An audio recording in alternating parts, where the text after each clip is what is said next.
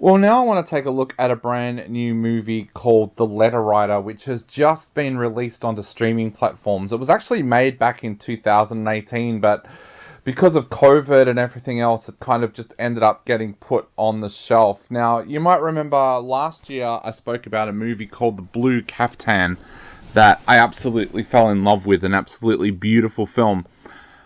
I'm saying the same thing about The Letter Writer. This film is from director-writer Layla Khalif, who has made a name for herself as an actress and also a singer.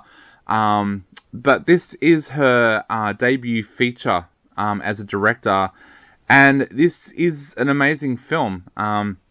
If you listen to my interview with her, you will have heard that she talked about the fact that this movie is kind of based loosely on her father's life. Now, it's set in 1960s old Dubai, and it centers around a young boy called Khalifa, played by Eslam Al-Kharit, and he is a letter writer. Basically, he is in this area of Dubai where British rule is there. He is very anti-British, but he works as a letter writer.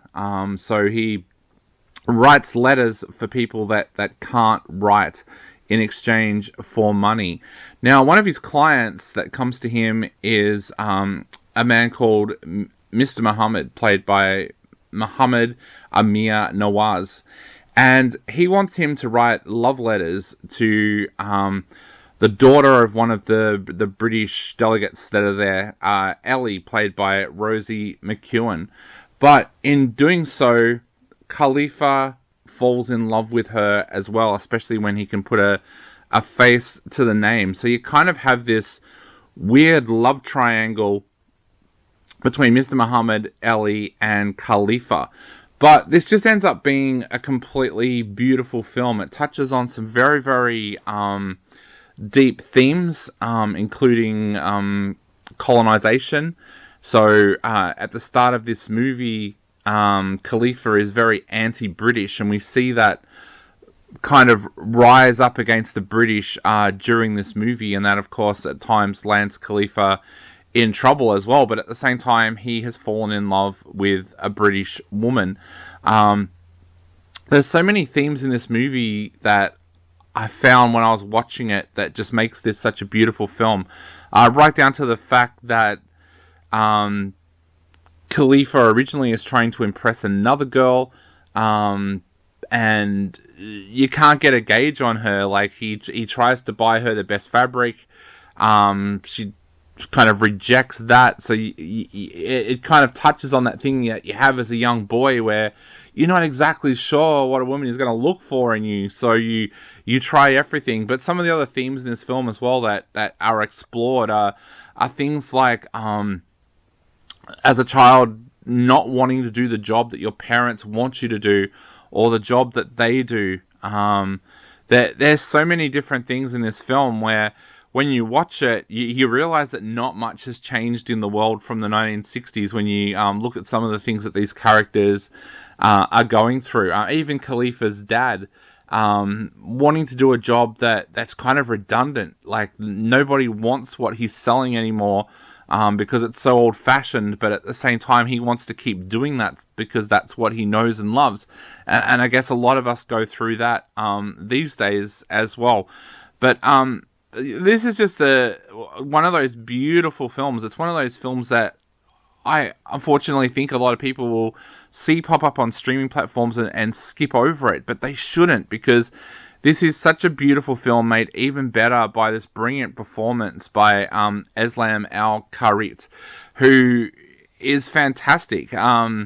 He's a young actor, and this is the kind of performance that could really put this kid on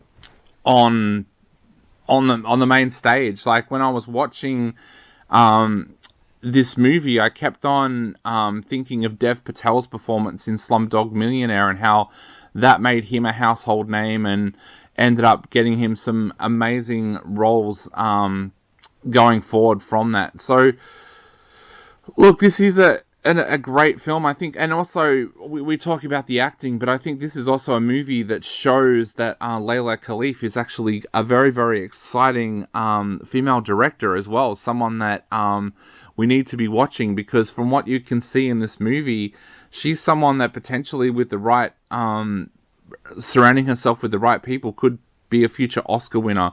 When it comes to directing, there's something just so beautiful about this film, and the way that she went out and made this movie. There wasn't a lot of money to be had to make this movie, so she went out, and some of the people that you see in this film are not actors. Again, if you go back and listen to my interview, she'll tell the story about how the person playing Mr. Muhammad was a waiter that she knew, but she knew would be perfect for the part. The way that she even made this movie by finding its locations and being able to shoot it on such a low budget, but making this movie look so beautiful, just suggests that we've got an exciting talent there when it comes to directing as well. So look, if anything else, if you don't want to take my word for it that this is a beautiful story to sit down and watch, take my word for it that this is a film that you're going to want to sit down and watch, because Eslam Al-Karit is going to have a huge career ahead of him, and I'm pretty sure that Layla Khalif is going to have a huge career ahead of her as well as a director. I have to say, of the directors of the films that I've watched over recent months, she has to be one of the most promising directors that I've seen the work of. There's just something about this that suggests to me that one day she's going to be a director that we're all talking about. And like I said, has the potential to win an Oscar. So definitely go out and check out The Letter Writer. I'm giving this one 3.5. It is on a streaming platform near you, so make sure, so used to saying at a cinema near you, it's on a streaming platform that you'll be able to watch here in Australia, especially Amazon Prime. So go and check out The Letter Writer. I'm giving it 3.5 out of 5.